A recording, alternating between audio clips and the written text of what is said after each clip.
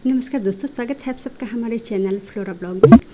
आज एक से बढ़कर एक दो घर में बहुत ही आसान तरीके से बहुत कम समय में बन जाने वाली मिठाई की रेसिपी शेयर करूंगी।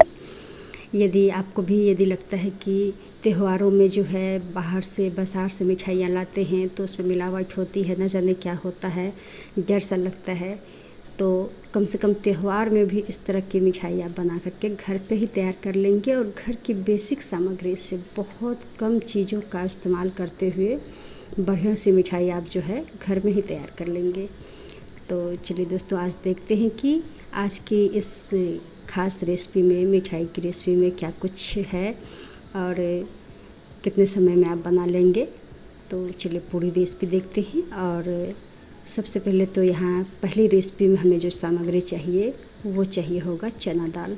ये भुना हुआ चना दाल है, कच्चा चना दाल नहीं है, ये भुना हुआ चने का दाल है। एक बाउल ली हूँ। क्वांटिटी देखिए नाप करके लीजिएगा तो परफेक्ट रहेगा। काजू की क्वांटिटी थोड़ी सी कम की जा सकती है, ये हमने थोड़ा सा ज़्यादा ही मात्रा में लिए हैं। और एक बाउल हम यहाँ पे चीनी लेंगे, एक बाउल हम लेंगे मिल्क पाउडर। तो सारी चीज़ें आप देख रहे हैं कि मैंने बराबर नाप करके रखे हैं। और 4 जो है हरी इलायची ली हूँ। तो चलिए अब पीस लेते हैं, बाकी की चीज़ें मैं बनाते वक्त बताती चली जाऊँगी। तो पीसने के लिए सबसे पहले हम डालेंगे इसमें मिक्सी के जार में काजू डालते हैं। काजू की क्वांटिटी आप आधी भी कर सकते हैं और यदि पर्याप्त मात्रा में है तो डाल सकते हैं। चीनी डाल दिया हमने और 4 हरी इलायची। काजू, चीनी और इलायची साथ में हम बिल्कुल बारीक पीसेंगे। जितना बारीक आप पीस पाते हैं उतना बारीक पीस करके तैयार करेंगे और फिर इसको जो है छलनी से हम छान लेंगे। थोड़ा बहुत कुछ भी मोटा यदि दाना रह जाता है तो हम छान लेंगे तो अच्छा सा हो जाएगा। तो एक परात में हम इसको जो है छान के तैयार कर लेते हैं। थोड़े बहुत ये मोटे दाने हैं, इसको हम अलग कर देंगे। फिर डालेंगे मिक्सी के जार में हम भुना हुआ चने का दाल। इसको भी बिल्कुल बारीक हम पीसेंगे और इसको भी जो छलनी में डाल करके हम जो है इसको छान लेते हैं।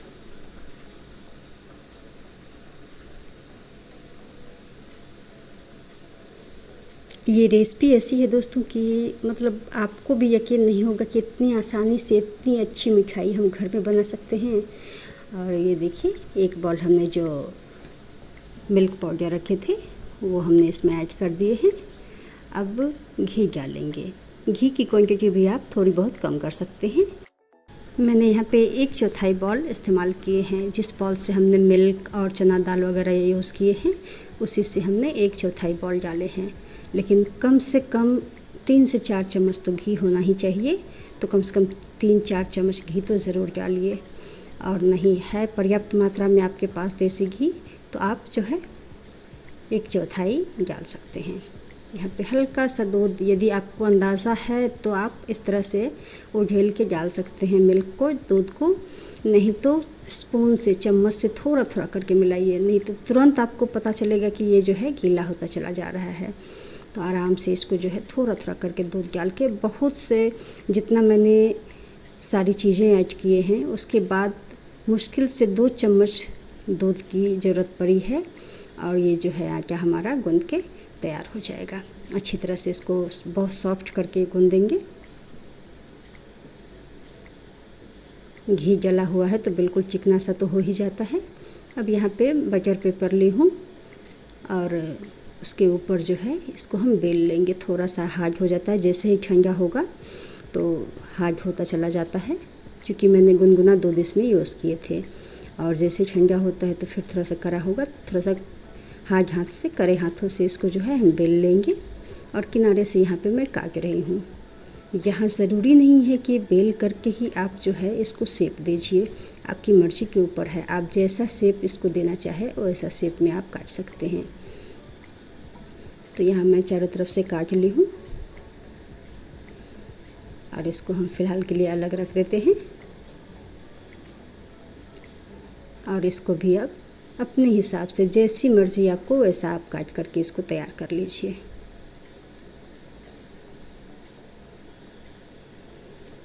यहाँ सारे हम कटिंग कर लेते हैं।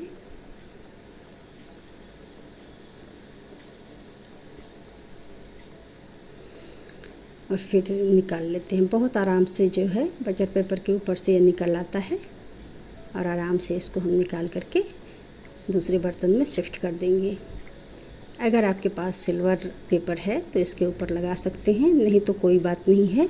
यदि घर में खानी है तो कोई दिक्कत की बात नहीं है। ऐसे ही हमें टेस्ट चाहिए और टेस्ट इसका बहुत ही शानदार है। यदि आप जो नहीं देखा है आपको बनाते, उसे आप खिलाएंगे तो वो ज़रूर कहेंगे कि ये मावे से बना हुआ है। तो मेरे घर में भी लोगों का कुछ ऐसा ही रहा है, इसलिए मैं बता रही हूँ। और जो कटिंग मैंने निकाले इसको इस तरह से मैं सिलेंडर कैप का बना करके तैयार कर लूँगी। शेप तो कैसा भी आप शेप, जैसी मर्ज़ी आपको ऐसा शेप दीजिए। ये तो बस जहाँ हम गूंदने तक की बात आती है बस वहीं तक बात थी। और इसको जिस हिसाब से आप चाहे बना करके आप तैयार कर लीजिए। तो ये मिठाई देखिए बहुत, आप टेस्ट करके देखेंगे यदि बनाते वक्त ही तो आपको पता चल जाएगा कि नहीं, बहुत ही शानदार बन के तैयार हुई है। और ये एक मिठाई तो हमारी बन के तैयार हो गई। और चलिए दूसरी बनाते हैं फटाफट से। यहाँ तक कि मैं यही कहूँगी कि मैंने 15-20 मिनट में दोनों तैयार कर लिए। यहाँ गेहूँ का आटा मैं ली हूँ, एक बॉल ली हूँ, उसमें 2 चम्मच सफ़ेद तिल डाली हूँ। 1 चम्मच भी सफ़ेद तिल आप डाल सकते हैं, लेकिन यदि उपलब्ध है थोड़ा सा बढ़ा करके डाल दीजिए। और यहाँ हमने 2 चम्मच इसमें घी डाले हैं, छोटे चम्मच से। हल्का सा नमक डाले हैं, तिल बिल्कुल छोटा सा नमक, थोड़ा सा नमक और 2 चम्मच घी। और ये आटा अच्छी तरह से मिला लेंगे और इस तरह से बांध के देखेंगे अच्छे से बंध रहा है। फिर थोड़ा थोड़ा पानी डाल करके इसको गूंद करके तैयार कर लेते हैं। पहले घी के साथ अच्छी तरह से मिला देंगे तो आटा बहुत ही बढ़िया तैयार होगा। तो जब घी डालते हैं तो अच्छी तरह से इसको जो है पहले मिला लीजिए पूरी तरह से। उसके बाद जो है इसको गूंद करके तैयार कर लीजिए। ये आटा हमारा गूंद चुका है, इसको ढक करके फ़िलहाल हम रखते हैं और चाशनी बनाते हैं। तो चाशनी के लिए यहाँ पे आप किसी भी चीज़ से नाप करके डालिए। मैं यहाँ बॉल से डाल रही हूँ। 1 बॉल मैंने यहाँ पे चीनी डाले हैं, 1 बॉल यहाँ पे पानी डालेंगे। चूल्हे पे रखेंगे अब इसे और अच्छा इसको मेल्ट होने तक, मतलब हाथों पे जब चिपकना शुरू हो जाए उस तक हम पकाएंगे इसको। इसमें चाहे तो 1-2 केसर के धागे डाल सकते हैं यदि है तो, नहीं तो बस थोड़ा सा इलायची का पाउडर बस डाल देंगे हम।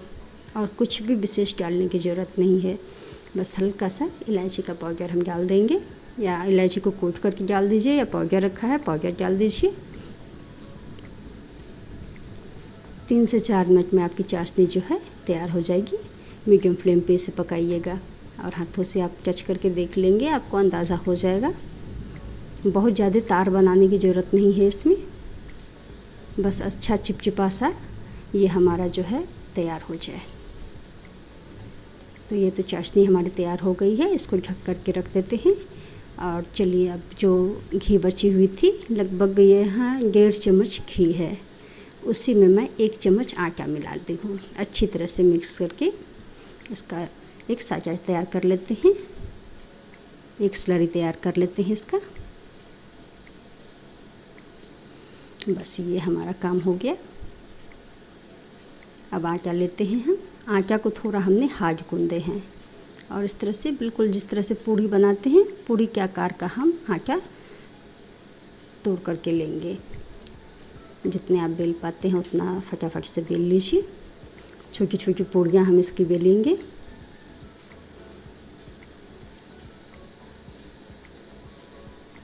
इसमें ऑलरेडी घी वगैरह सब लगा हुआ है, तो कुछ भी इसमें लगाने की ज़रूरत है। हल्का सा प्रेस करके आप इसे बेल करके तैयार कर लीजिए।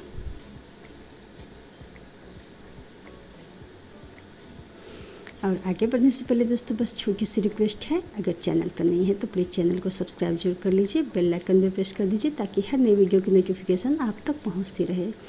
और इस पूड़ी के ऊपर आटे और घी का जो हमने स्लरी बनाए हैं, साचा बनाए हैं, इसके ऊपर लगा देंगे थोड़ा सा और चाकू से कट मार देंगे। तो बस इस तरह से आराम आराम से इसको जो है इस तरह से कटिंग कर लेंगे और आराम से इसको जो है फोल्ड करेंगे हम।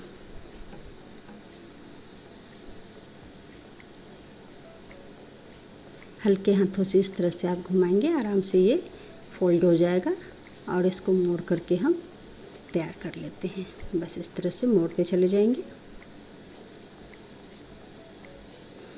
अब इसे चाहे तो बिल्कुल हाथों पे भी प्रेस करके आप तैयार कर लेंगे, नहीं तो हल्का हल्का सा इस पे बेलन चला दीजिए। पतला चाहते हैं तो इस तरह से हल्के से बेलन हम चला देंगे इसके ऊपर।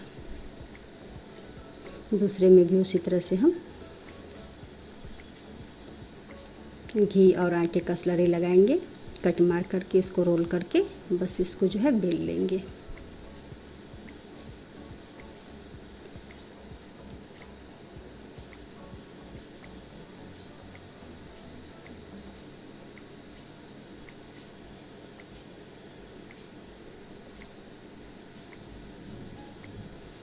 बहुत आराम से ये हमारा काम हो जाएगा।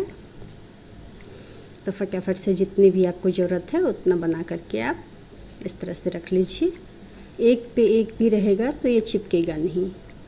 तो आराम से आप बेझिझक इसको बना करके तैयार कीजिए। जितनी मर्ज़ी है आप उतना तैयार करके रख लीजिए।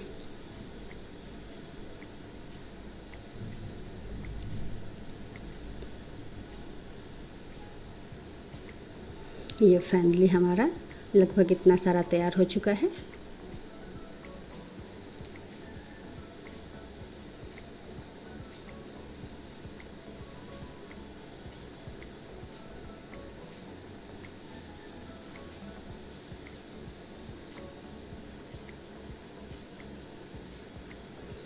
और चलते हैं अब इसको फ्राई करने की ओर।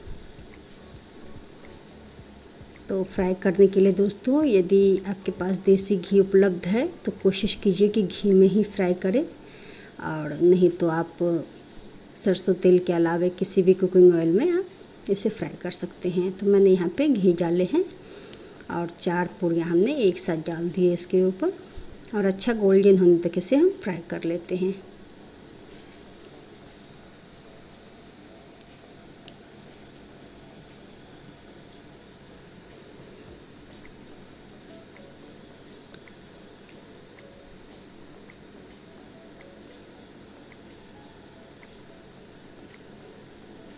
तो ये देखिए कि मतलब बग़ैर मावे के, बग़ैर सूजी मैदा के आप जो है बढ़िया सी मिठाई घर के बेसिक सामग्री से तैयार कर सकते हैं। तो ये सारी पूड़ियाँ हम छन्ने पे निकाल लेते हैं, और जो घी नज़र आ रहा है थोड़ा सा हम टेढ़ा कर देंगे इसको, हल्का सा घी को अलग हो जाने देते हैं छन्ने के ऊपर रख करके। उसके बाद जब आप प्लेट में डालेंगे बिल्कुल सूखा सूखा आपको नज़र आएगा, बिल्कुल भी ये जो है घी बहुत ज़्यादा नहीं सूखेगा। अब गर्म गर्म ही जैसे ही हम निकालते हैं तो इस तरह से हम चाशनी में डालेंगे और फटाफट से निकाल लेंगे। ज़्यादा देर डिप करके हम इसको बिल्कुल भी नहीं छोड़ेंगे। बस इस तरह से चाशनी में रखा और फटाफट निकालते चले जाएंगे। चाशनी हालांकि ठंडी हो चुकी है, बहुत ज़्यादा गर्म भी नहीं है, हल्की गुनगुनी ही है, लेकिन ये जो पूड़ियाँ हमने निकाले हैं वो जो है गर्मा गर्म है। तो जितना उसको एब्सॉर्ब करना होगा, सोखना होगा, उतना वो सोख लेगा, और जितना आपको मिठास देना है वो तो देगा ही देगा। सो इस तरह से हमने सारे डिप कर दिए इसके, और अभी उतने से आटे में भी और भी मतलब समझिए कि 1/4 ये बन के तैयार हुआ है। अभी बहुत सारा बन के तैयार होना बाकी है, और ये इतने सारे हमारे फ़िलहाल तैयार हो गए। इसके ऊपर पिस्ता, बादाम, जो भी आपके पास ड्राई फ्रूट है, थोड़ा बहुत इसको बिल्कुल बारीक करके लंबे लंबे काट करके इस पर डाल दीजिए, और फिर दीजिए सबको। बहुत मज़ेदार से, बहुत कुरकुरा सा ये जो है मिठाई बन के तैयार होगा। सो दोस्तों, बहुत अच्छी मिठाई, बहुत सस्ते में आप जो है बहुत अच्छी मिठाई घर में तैयार कर लेंगे, कम समय, कम सामग्री और कम मेहनत में। सो दोस्तों, पसंद आई हो रेसिपी, लाइक शेयर कीजिए, कमेंट करके जरूर बताइए। मिलते हैं अगले वीडियो में। Thank you.